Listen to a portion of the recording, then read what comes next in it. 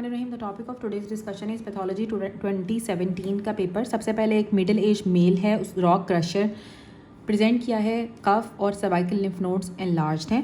Chest x ray के ऊपर हमें लंग इन्फिल्ट्रेट्स नज़र आ रहे हैं। डायग्नोसिस है सिलिकोसिस, क्योंकि रॉक क्रशर है, रॉक क्रशर में सिलिकोसिस होगी। 3 year ओल्ड अनवैक्सीनेटेड गर्ल है। फीवर एंड नेक स्टिफनेस के साथ प्रेजेंट किया है। CSF के ऊपर हमें ग्राम नेगेटिव कोकोबैसिलस नज़र आ रहे हैं, तो ऑर्गेनिज्म होगा haemophilus influenza. Haemophilus influenza gram negative coccobacillus होता है और ये मेनिंजाइटिस करता है बच्चों में। फीमेल है, उसको बर्निंग मिक्चुरेशन है, साथ उसके यूरिन के में पस सेल्स हमें मिल रहे हैं और कल्चर के ऊपर ग्राम नेगेटिव रॉड है। तो जो ग्राम नेगेटिव रॉड होता है वो ईकोलाई होता है। Gram negative rod is E. coli और उसकी वजह से ईकोलाई की वजह से उसको UTI डेवलप हो गया। अब वॉमिटिंग की वजह से आपको हाइपोनेट्रीमिया डेवलप हो जाता है। वॉमिटिंग की वजह से हाइपोनेट्रीमिया डेवलप हो जाता है, सोडियम के लेवल ब्लड के अंदर कम हो जाते हैं। अब एक यंग गर्ल थी, उसको पाइलोरिक स्टेनोसिस की वजह से वॉमिटिंग हो रही है और तो उसके इलेक्ट्रोलाइट इम्बैलेंस में हाइपोकेलीमिया होगा, हाइपोक्लोरीमिया होगा और मेटाबॉलिक अल्कलोसिस होगी। पाइलोरिक स्टेनोसिस की वजह से वॉमिटिंग हो रही है तो उसके पोटाशियम के लेवल ब्लड में कम हो जाएंगे, क्लोराइड का लेवल ब्लड में कम हो जाएगा, साथ मेटाबॉलिक अल्कलोसिस होगी। अब एक बच्चा था, उसको डार्क कलर यूरिन उसका पास हो रहा है और साथ उसने एंटी मलेरियल से हमने ट्रीटमेंट किया तो उसको डार्क कलर यूरिन आना स्टार्ट हो गया। तो कॉज क्या होगी? G6PD deficiency. G6PD डेफिशिएंसी होगी और सल्फोनामाइड्स के साथ वो रिएक्ट करेगा, उसको रिएक्शन डेवलप हो जाएगा सल्फोनामाइड्स के साथ, क्योंकि जिन लोगों को G6PD की डेफिशिएंसी होती है उनका सल्फोनामाइड्स के साथ रिएक्शन डेवलप हो जाता है। बाइट सेल्स हमें G6PD की डेफिशिएंसी के नज़र आते हैं। बाइट सेल्स और हेन्स बॉडीज़ हमें G6PD की डेफिशिएंसी में नज़र आती हैं और जो हॉवल जॉली बॉडीज़ होती हैं वो हमें स्प्लीनेक्टमी और सिकल सेल एनीमिया में नज़र आती हैं। अब एक यंग बॉय था, उसका ब्लीडिंग टाइम, उसको एपिस्टेक्सिस हो रही है, ब्लीडिंग टाइम उसका 10 मिनट से ज़्यादा हुआ है, APTT भी ज़्यादा है और लेकिन प्रोथ्रोम्बिन टाइम नॉर्मल है। तो डिजीज़ क्या होगी? Von Willebrand disease. Von Willebrand disease के अंदर ब्लीडिंग टाइम ज़्यादा हो जाता है और APTT भी ज़्यादा हो जाता है, लेकिन PT जो है नॉर्मल होता है। अब एक यंग मैन है, उसको बहुत तेज़ बुखार हुआ, साथ एनीमिया हो गया, इजी फटीगेबिलिटी है। जब आपने ब्लड CP कराया तो हमें ब्लास्ट सेल्स नज़र आ रहे हैं और साथ स्कैंटी साइटोप्लाज्म है और CD19 पॉजिटिव है। तो जो ALL होता है उसमें CD19 पॉजिटिव होता है, ब्लास्ट सेल्स हमें नज़र आते हैं और इजी फटीगेबिलिटी होती है और हाई ग्रेड फीवर होगा। ल्यूकीमियाज़ के ऊपर मैंने वीडियोज़ बनाई हुई हैं, आप वहाँ से देख सकते हैं मेरे चैनल में, मेडिसिन प्लेलिस्ट में मैंने बनाई हुई हैं। उसके बाद माइक्रोस्कोपी आपने कराई है लिम्फ नोड की। माइक्रोस्कोपी के ऊपर लिम्फ नोड्स की आपने माइक्रोस्कोपी कराई तो बायोप्सी में हमें ग्रैनुलोमा विद क्रेशियस नेक्रोसिस मिला, तो डायग्नोसिस बन गई TB की। अब इसमें हम क्या देखेंगे? हमने एसिड फास्ट बैसिलस को डेमोन्स्ट्रेट करना है। Demonstration of acid fast bacillus होगी ये कंफर्म करने के लिए कि इसको TB है। कि अगर आपको माइक्रोस्कोपी के ऊपर लिम्फ नोड्स में अगर केशियस नेक्रोसिस नज़र आ रही है और साथ ग्रैनुलोमा नज़र आ रहा है तो TB तो है, लेकिन आपने फिर डेमोन्स्ट्रेट करना है एसिड फास्ट बैसिलस को। मोस्ट इंपॉर्टेंट सेल्स जो क्रॉनिक इन्फ्लामेशन में होते हैं involve, that is macrophages. Most important macrophages होते हैं और सबसे मोस्ट अबंडेंट लिम्फोसाइट्स होते हैं। क्रॉनिक इन्फ्लामेशन में मोस्ट अबंडेंट लिम्फोसाइट्स होते हैं और मोस्ट इंपॉर्टेंट मैक्रोफेजेस होते हैं। अब एक पेशेंट है, उसकी एल्बो के ऊपर ब्रूज बना हुआ है और उसका कलर येलो से ब्राउन हो गया है, पिगमेंट। तो ये कौन सा पिगमेंट होगा? हीमोसिड्रिन की वजह से उसका जो ब्रूज था उसका कलर येलो से ब्राउन हो गया। जो ब्राउन पिगमेंट है वो हीमोसिड्रिन की वजह से होगा। स्मोकर के अंदर ब्रेन में मेट्स डेवलप हो गए हैं, तो जो प्राइमरी ट्यूमर होगा वो लंग में होगा, क्योंकि स्मोकर्स के अंदर सबसे ज़्यादा कॉमन लंग ट्यूमर ही होता है, तो उसके मेट्स जो होंगे वो ब्रेन में होंगे। Oropharyngeal squamous cell carcinoma human papilloma virus की वजह से होता है। जो ऑरोफ्रिंजियल कार्सिनोमा होता है वो ह्यूमन पेपिलोमा वायरस की वजह से होता है। अब जो एक्रोसोम्स होते हैं स्पर्म्स के, वो गोल्जी अपरेटस बनाता है। गोल्जी अपरेटस स्पर्म्स के एक्रोसोम्स को बनाता है, स्पर्म्स के एक्रोसोम्स गोल्जी अपरेटस से बनते हैं। बेसिक स्ट्रक्चर जो है ऑर्गन्स का, जो बेसिक स्ट्रक्चर होता है ऑर्गन्स का एम्ब्रियो के अंदर, वो 2nd मंथ पे या 8th वीक तक बन जाता है। 8th वीक में या 2nd मंथ में जो आपका बेसिक स्ट्रक्चर होता है एम्ब्रियो का वो बन जाता है। बेजोफिलिया ऑफ पेंक्रियाटिक सेल्स राइबोसोम्स की वजह से होता है। राइबोसोम्स की वजह से आपके पेंक्रियाटिक सेल्स के अंदर बेजोफिलिया होता है। बेजोफिलिया पेंक्रियाटिक सेल्स के अंदर राइबोसोम्स की वजह से होता है।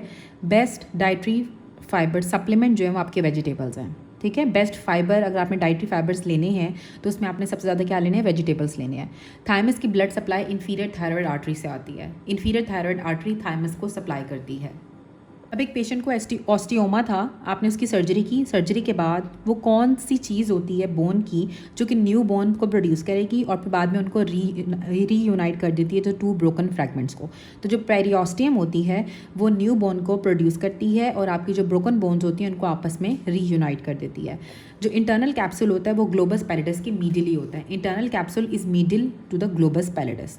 कैल्शियम स्मूथ एंडोप्लाज्मिक रेटिकुलम के अंदर स्केलेटल मसल्स के कैल्सीक्वेस्ट्रिन के साथ बाइंड होता है, ठीक है। जो स्मूथ एंडोप्लाज्मिक रेटिकुलम के अंदर स्केलेटल मसल्स के स्मूथ एंडोप्लाज्मिक रेटिकुलम के अंदर कैल्शियम होता है, वो कैल्सीक्वेस्ट्रिन के साथ बाइंड होता है। कैल्शियम कैल्सीक्वेस्ट्रिन के साथ बाइंड होता है smooth endoplasmic reticulum of skeletal muscles में।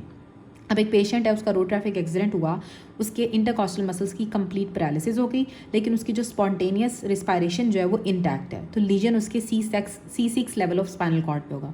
अगर जो C6 के लेवल पे आपको लीजन होगा तो उसकी जो रिस्पायरेशन है वो इंटैक्ट ही रहेगी, लेकिन उसके इंटरकॉस्टल मसल्स की पैरालिसिस हो जाती है। सीक्वेंस ऑफ इवेंट जो इन्फेक्टिव एंडोकार्डाइटिस में होता है, सबसे पहले वाल्व डैमेज होगा, उसके बाद वहाँ पे थ्रोम्बस बनेगा, फिर बैक्टीरिया होगा और फिर परफोरेशन हो जाएगी। सबसे पहले वाल्व डैमेज हुआ, वहाँ पर थ्रोम्बस बना, थ्रोम्बस बनने के बाद बैक्टीरिया होगा, बैक्टीरिया के बाद परफोरेशन होगी। परफोरेशन सबसे एंड में होती है और परफोरेशन से पहले आपको बैक्टीरिया होता है। सबसे पहले आपका वाल्व डैमेज होगा, फिर थ्रोम्बस फॉर्मेशन होगा, फिर बैक्टीरिया होगा, फिर परफोरेशन होगी। क्रॉस सेक्शन आपने मेडुला ऑब्लोंगेटा का लिया, राइट साइड का, below pons will allow sensory decussation. जो पायरामिडल डीकसेशन होती है राइट साइड के ऊपर, वो इप्सिलैटरल होती है। डर्माटोम जो बिल्कुल क्लेविकल के नीचे होता है, that is C5। Just below the clavicle जो डर्माटोम है वो C5 होता है। डिफरेंस क्या है ऑस्मोलैरिटी ऑफ प्लाज्मा और इंटरस्टिशियल फ्लूइड में? 1 मिली ऑस्मोल पर लीटर का डिफरेंस होता है प्लाज्मा और इंटरस्टिशियल फ्लूइड की ऑस्मोलैरिटी में। अब एक पेशेंट आया है, उसके कंप्लेन कर रहा है उसके फेस और अपर लिम्ब की पैल्सी हो गई है और उसके प्यूपिल डायलेटेड है, तो मिडल सेरेब्रल आर्टरी उसकी डैमेज होगी। मिडल सेरेब्रल आर्टरी की डैमेज की वजह से उसके प्यूपिल जो होते हैं वो फिक्स्ड हो जाते हैं, डायलेटेड हो जाते हैं और फेस और अपर लिम्ब की पैल्सी होगी। फेस की अपर लिम्ब की पैल्सी है, डायलेटेड प्यूपिल है, तो मिडल सेरेब्रल आर्टरी डैमेज होगी। सीक्वेंस ऑफ आर्टरीज जो किडनी में होती है, सबसे पहले आपकी रीनल आर्टरी आती है, फिर आपकी लोबर आर्टरी आती है, फिर देन आर्कोइड आर्टरीज, फिर interlobular arteries and then efferent arterioles. ठीक है, सबसे बड़ी जो होती है वो रीनल आर्टरी होती है, फिर उसके बाद लोब्स के दरमियान वाली आर्टरी होगी, फिर उस आर्कोइड आर्टरीज होंगी जो पायरामिड्स में जाती हैं, फिर लोब्यूल्स के दरमियान में आर्टरीज होंगी और फिर आपके एफरेंट आर्टीरियोल्स आते हैं। फ्लूइड ऑफ चॉइस जो एसिड्यूरिया के अंदर हम देते हैं, दैट इज़ नॉर्मल सलाइन। किसी पेशेंट को एसिड्यूरिया है और जो हमने फ्लूइड ऑफ चॉइस देना होता है वो नॉर्मल सलाइन होता है। कार्डिक आउटपुट को मुहैया करने के लिए जो हम डायल्यूशन मेथड से हम मुहैया करते हैं, तो सैंपल हम एओर्टा से लेंगे। अगर आपने कार्डिक आउटपुट को डायल्यूशन मेथड से मुहैया करना है तो सैंपल हम एओर्टा से लेंगे। जोना ग्लोमेरुलोसा कंट्रोल करता है सीरम लेवल ऑफ पोटाशियम को। Zona glomerulosa serum level of potassium को कंट्रोल करता है। हेपरिन और हिस्टामिन आपके मास्ट सेल से रिलीज होती हैं। मैक्सिमम थेराप्यूटिक डोज जिस पे रीनल फेलर के अंदर जो हम दे सकते हैं वो टेट्रासाइक्लिन की होती है। ठीक है, टेट्रासाइक्लिन की हम मैक्सिमम थेराप्यूटिक डोज हम रीनल फेलर वाले पेशेंट्स में दे सकते हैं। क्यूनोलोन्स का मैकेनिज्म ऑफ एक्शन ये होता है कि ये डीएनए गायरेज को इनहिबिट करती हैं। मोस्ट इंपॉर्टेंट जो एलर्जी और पेन का मीडिएटर है, that is bradykinin. Which of the following there would be no role of chromosomal movements? Cytoplasm के क्लीवेज में क्रोमोसोमल मूवमेंट का कोई रोल नहीं होता है। Non insulin dependent diabetes patient है तो ड्रग ऑफ चॉइस आपकी मेटफॉर्मिन होगी। जो मोस्ट इंपॉर्टेंट मीडिएटर एलर्जी का वो ब्रेडिकाइनिन है। क्लेवेज ऑफ साइटोप्लाज्म के लिए हमें क्रोमोसोमल मूवमेंट की ज़रूरत नहीं होती है, क्रोमोसोमल मूवमेंट का कोई रोल नहीं होता है। टाइप 2 डायबिटीज़ मेलाइटिस या non insulin dependent diabetes mellitus के अंदर जो ड्रग ऑफ चॉइस होती है वो मेटफॉर्मिन होती है।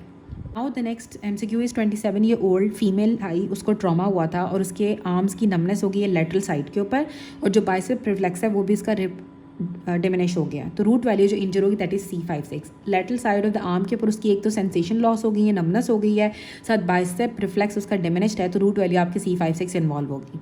उसके बाद विच of the following is outermost layer of the nerve की सबसे बाहर वाली लेयर एपिन्यूरियम होती है। पेशेंट के साइड ऑफ द फेस के ऊपर हिट हुआ और उसकी स्वेलिंग डेवलप होगी टेम्पोरल रीजन के ऊपर, तो जो कॉज होगी वो मिडिल मेनिंजियल आर्टरी होती है। पेशेंट को बहुत ज़्यादा कुछ चबाने की आदत है और नाउ उसको फाइब्रोसिस डेवलप हो गई है उसकी सबलिंगुअल म्यूकोजा की, तो ये चेंज होता है प्री मेलिग्नेंट चेंज। जो हर वक्त कुछ ना कुछ च्यू करते रहते हैं उनके सब म्यूकोजल जो है वो उनको सबलिंगुअल म्यूकोजा के ऊपर उनको फाइब्रोसिस डेवलप हो जाती है, that is pre malignant. Patient है उसको डायरिया डेवलप हुआ तो इसमें नॉर्मल एनायनिक गैप होता है और मेटाबॉलिक एसिडोसिस होती है। डायरिया के अंदर नॉर्मल एनायनिक गैप होगा, मेटाबॉलिक एसिडोसिस होगी। ओल्ड पेशेंट था, हिस्टेरिया के साथ प्रेजेंट किया, pH उसकी 7.55 है, तो रिस्पायरेटरी अल्कोलोसिस उसको डेवलप हो गई है।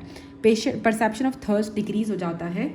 परसेप्शन ऑफ थर्स्ट आपका डिक्रीज़ हो जाता है समवट बाय जब आपकी गैस्ट्रिक फिलिंग होती है, गैस्ट्रिक डिस्टेंशन होती है। आपका जो थर्स्ट होती है, आपकी प्यास कम हो जाती है जब आपका गैस्ट्रिक फिल, जब आपका स्टमक फिल हुआ हुआ होगा या स्टमक डिस्टेंड हुआ हुआ होगा। तो अब पुलिस मैंने प्रेजेंट किया है कि एक केस था ओपियोइड का और कैनबिस अब्यूज़ का। फर्स्ट रिएक्शन उसका पेशेंट का क्या होगा? डिनाइल। जब पुलिस मैंने प्रेजेंट किया कि एक पेशेंट ओपियोइड से कैनबिस का अब्यूज़ कर रहा है तो पहला रिएक्शन होगा कि वो डिनाइल में चला जाएगा। पोटाशियम स्पेरिंग डायूरेटिक एमिलोराइड होती है। आरबीसीज अपने न्यूक्लियस को लूज़ कर देते हैं किस स्टेज ऑफ डेवलपमेंट के अंदर? लेट नॉर्मोब्लास्ट के लेवल पे आरबीसीज का न्यूक्लियस लॉस हो जाता है। एक फीमेल को डिस्फेजिया है, साथ हॉर्सेंस ऑफ वॉइस भी है। डिस्फेजिया भी हो रहा है, डिफिकल्टी इन स्वॉलोइंग भी है, साथ हॉर्सेंस ऑफ वॉइस भी है, तो न्यूक्लियस एम्बिगुअस का मिडिल पार्ट डैमेज होगा या इंजर होगा। सेसेमॉइड कार्टिलेज आपके एल ऑफ द नोज के अंदर होता है। Bilateral nerve lesion, bilateral nerve lesion, अगर आपके वेगस नर्व का बायलैटरल नर्व लीजन होगा तो आप पेशेंट की डेथ हो जाती है। Short acting insulin regular insulin होती है। सिंगल ब्रेथ नाइट्रोजन टेस्ट जो हम करते हैं इससे हम एनाटॉमिकल डेड स्पेस को मुहैया करते हैं। सिंगल ब्रेथ नाइट्रोजन से एनाटॉमिकल डेड स्पेस को मुहैया करते हैं। सोडियम पोटाशियम एटीपेज पंप की एक्टिविटी ज़्यादा हो जाती है इंसुलिन से। स्पाइनल कॉर्ड L4 के लेवल के ऊपर स्पाइनल कॉर्ड का लैटरल हॉर्न नहीं होता है। Abdominal aorta supra renal glands को भी सप्लाई करता है। एब्डोमिनल एओर्टा ब्रांचेस देता है सुप्रा रीनल ग्लैंड को। एसिटाजोलामाइड को आपने ध्यान से यूज़ करना होता है क्योंकि वो मेटाबॉलिक एसिडोसिस करती है। एमेनोरिया ड्यूरिंग प्रेगनेंसी इसलिए होता है क्योंकि आपके गोनाडोट्रोपिन रिलीजिंग हार्मोन कम हो जाता है फ्रॉम हाइपोथैलेमस। सेल हिस्ट्री की बेस पे ऑस्टियोक्लास्ट डिफरेंट होते हैं ऑस्टियोब्लास्ट, ऑस्टियोसाइट्स और कॉन्ड्रोब्लास्ट से। सुनाओ, जो कार्डिक प्लेक्सिस होता है इसमें सिम्पैथेटिक और पैरासिम्पैथेटिक दोनों फाइबर्स होते हैं। Ambiguous genitalia congenital adrenal hyperplasia में होता है। फेशियल नर्व की जो सर्वाइकल ब्रांच है वो प्लाटिज्मा मसल को सप्लाई करती है। सर्वाइकल चेन जो हमें यूट्राइन प्रोलैप्स में नजर आता है इसमें क्रॉनिक सर्विसाइटिस के साथ मेटाप्लेजिया हो जाता है। सर्वाइकल चेन जो हमें यूट्राइन प्रोलैप्स में नजर आता है क्रॉनिक सर्विसाइटिस के साथ मेटाप्लेजिया हो जाएगा।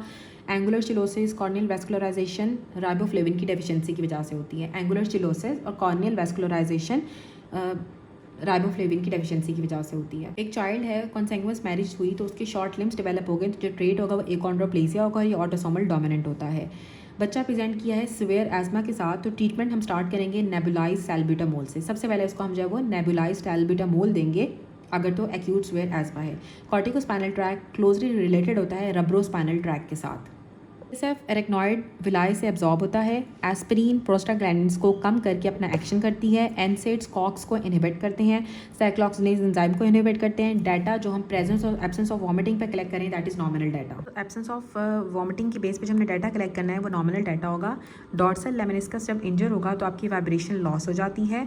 ड्रग ऑफ चॉइस जो सेरेब्रल एडिमा में देते हैं वो मैनेटोल है। मैनेटोल ड्रग ऑफ चॉइस होती है जब हम सेरेब्रल एडिमा में देते हैं। एपिड्यूरल स्पेस आपके फॉर्मन मैग्नम से एक्रोकॉक्सीजियल लिगामेंट तक एक्सटेंड करती है। इसोफेगस सबसे ज़्यादा कॉन्स्ट्रक्टेड होता है क्रीकोफ्रिंजिस के लेवल पे। क्रीकोफ्रिंजिस के लेवल के ऊपर इसोफेगस सबसे ज़्यादा कॉन्स्ट्रक्टेड होता है। Now the femoral hernia posteriorly pass करता है इंग्वानल लिगामेंट से, passes posteriorly to inguinal ligament. Femoral hernia जो होता है वो इंग्वानल लिगामेंट के पोस्टीरियरली होता है, पोस्टीरियरली पास करता है इंग्वानल लिगामेंट से।